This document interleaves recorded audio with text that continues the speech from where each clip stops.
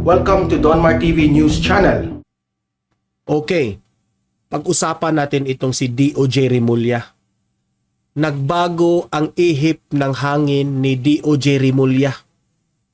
Biglang nagbago ang ihip ng hangin. Nagtataka talaga ako dito kay Rimulya.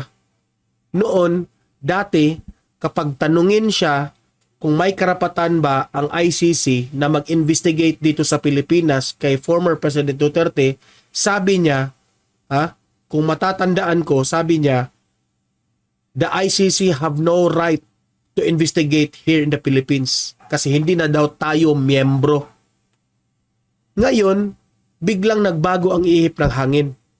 Sa kanyang bagong statement,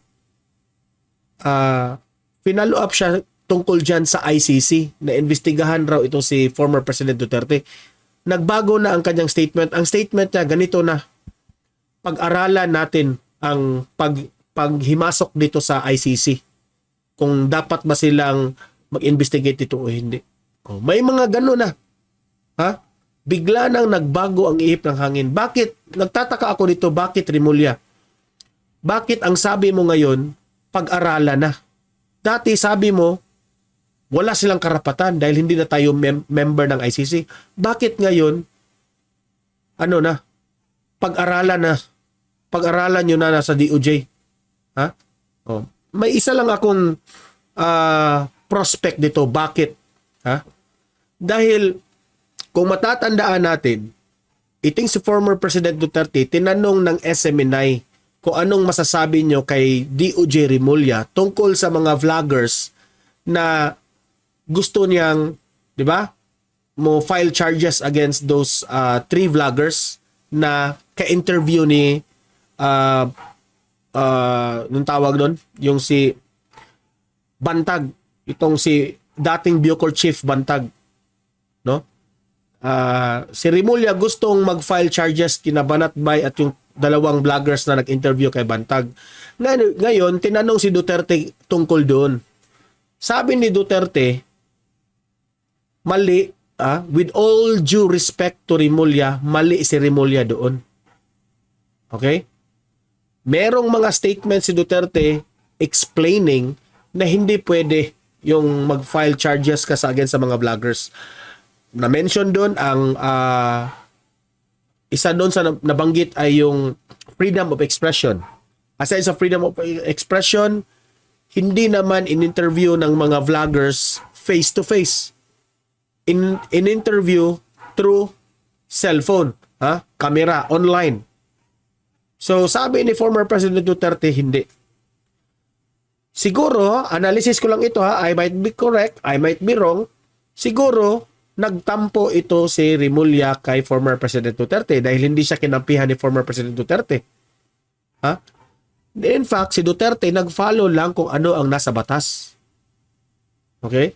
Hindi ko rin alam kung tinuloy ba ni Rimulya ang pag-file charges against dito sa mga vloggers na ito.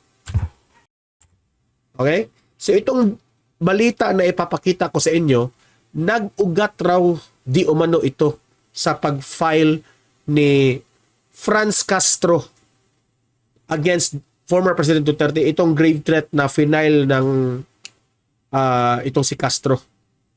Ewan ko ba bakit itong si House Speaker Martin Romualdez ngayon parang kumampi na dito sa mga Makabayan Black. So don't tell me, Rimulya, ikaw rin kakampi ka rin dito sa Makabayan Black against our former President Duterte.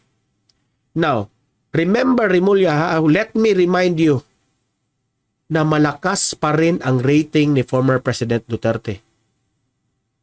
Baka mag-backfire yan, baka makarma ka kapag kalabanin mo itong mga Duterte. Especially ito si Vice President Inday Sara Duterte. Kapag manalo itong si VP Sara sa 2028 election, huwag mong sabihin sa amin, magbalimbing ka na rin. So I would advise Rimulya, starting from now, do not attempt na kalabanin mo ang mga Duterte. Advice ko lang yan sa iyo. Dahil ngayon, kumampi ka kay Presidente Bongbong Marcos. Presidente Bongbong Marcos and VP Sara, walang problema sila dyan. Ha? Wala silang problema. It's only Vice President Inday Sara Duterte and itong si Martin Romualdez and the Makabayan Black. Ang kanyang may conflict dyan tungkol dyan sa mga budget na yan. So, as early as now, Rimulya, mag-advise ko sa inyo, huwag mong ituloy yan. Ha? Yung move mo na gusto mong pag-aralan ang pagpunta ng ICC, wrong move yan, Rimulya. Masasabi ko sa inyo. Okay? Ito ang ating pag-usapan ngayon sa video na yan. Magre-react tayo itong balita nito. Pero bago natin yan ipapakita yung video na yan, help me na i-like at i-share itong video natin sa Facebook at sa YouTube para kakalat ito sa taong bayan. Okay? Sabay-sabay tayo mag-like and share sa Donmar TV. 1, 2, 3, go! And also guys, i-subscribe, i-follow itong Donmar TV para lagi kayong updated sa mga balita na kagaya nito. Okay? Follow, subscribe Donmar TV sa Facebook at YouTube. 1, 2, 3, go! Thank you. So ipapakita ko itong video na ito at magre-react tayo tungkol dito sa sinabi ni Rimulya. Okay. Play. Wait muna.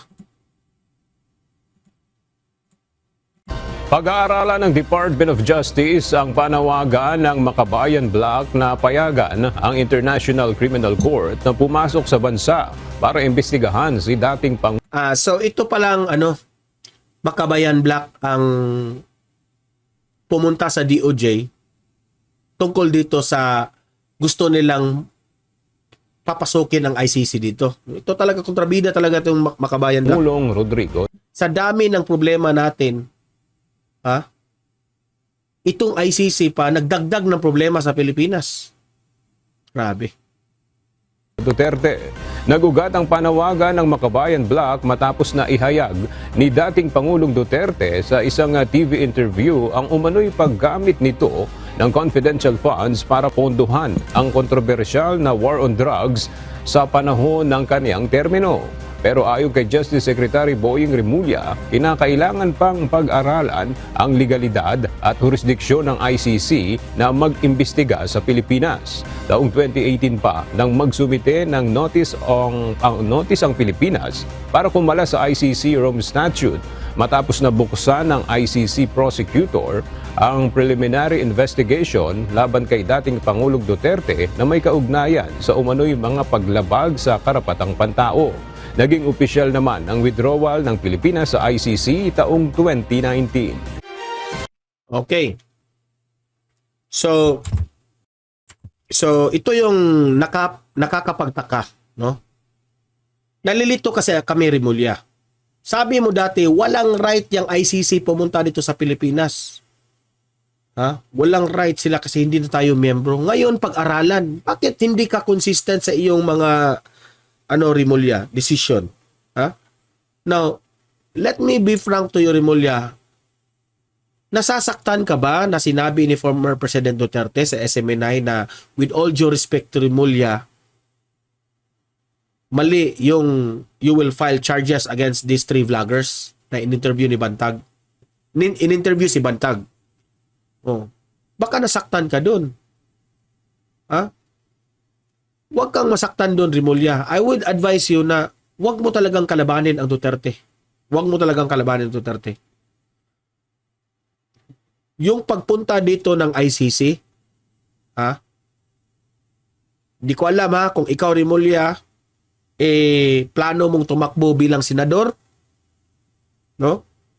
Kung ikaw papanig ka na gusto mong mag-investigate ang ICC dito sa Pilipinas, I think, Rimulya, analysis ko lang ito, that will be your downfall. Di ka ibubuto ng taong bayan dyan. Ha? Bibilib ako sa iyo, Rimulya, kung papanig ka na hindi mo ipapasok ang ICC dito sa Pilipinas. Mas hahanga ako sa iyo. Kasi, kung ating himay-himayin, wala na talagang right ang ICC dito na manghimasok sila dahil hindi na tayo miyembro. Rimulya, hindi na tayo miyembro. So, pareho tayo ng pananaw dati na pati ikaw sabi mo, wala na talagang right ang ICC dahil din na tayo membro. Huwag magbago ang statement mo na pag-aralan. Bakit na biglang bago ang ihipahangin? Yan ang malaking tanong. Remember, Rimulya, malaking factor ang kredibilidad ng isang politiko when it comes to election. So, advice ko lang sa iyo, huwag mong gagawin yan, Rimulya.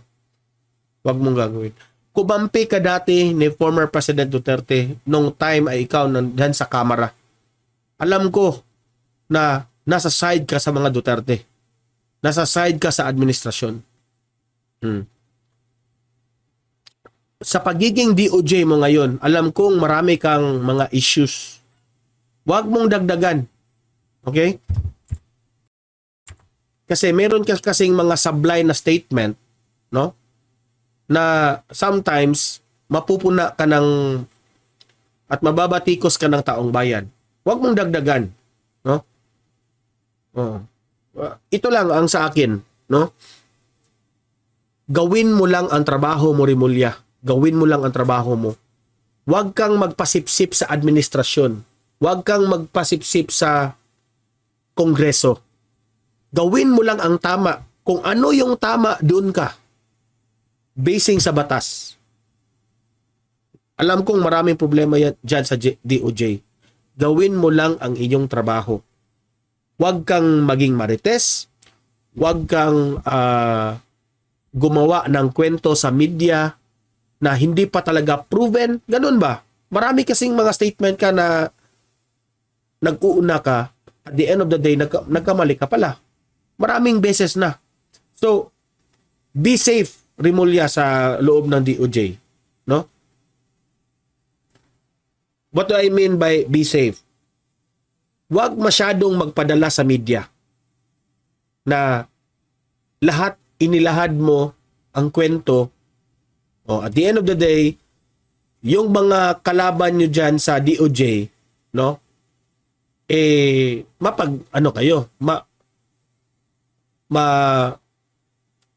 Anong tawag doon? Mapagplanuhan kayo ng kalaban nyo. 'Di ba? Tingnan nyo nangyari nyo kay General Bantag. Tingnan nyo nangyari nyo kay Teves. Maraming statement na napahiya kayo, no? Pero alam ko, DOJ Rimulya, ginawa mo ang lahat para sa ating bayan. Tuloy-tuloy mo lang yan. Tuloy-tuloy mo lang yan. Basta wag magpadala sa media. Na itong media sometimes, itong mga tanong ng media, medyo gusto nilang dagdagan yung apoy para kumalat yung intensity ng balita. Huwag magpadala doon, Rimulya. Yun lang ang ma-advise ko sa iyo. No? Dati, hangang-hanga ako sa inyo nung doon ka sa Kamara nung time sa ABS-CBN. No? Sana ibalik mo yung attitude mo noon, Rimulya, na maraming humanga sa iyo doon. Okay? Huwag kang magpasaway, Rimulya. Ha? Dahil lang dyan sa mga tauhan na nakapalibot sa inyo. Sometimes palpak na ikaw tuloy ang nabiblame. Okay? So, kayo mga audience ko dito, libre kayong mag-comment, mag-react tungkol dito sa pabago-bago na statement ni Rimulya. Dati ayaw niya yung ICC. Ngayon gusto niya niyang pag-aralan kung dapat bang manghimasok ang ICC. Comment, react, babasahin natin inyong mga opinion. Okay? At magre-react tayo dyan, mag-reply tayo dyan. And also guys, like, share this video para kakalat ito sa taong bayan. Subscribe, follow Donmar TV para lagi kayong updated sa mga balita na kagaya nito. Okay? So see you in my next video. Have a great day. God bless inyong lahat.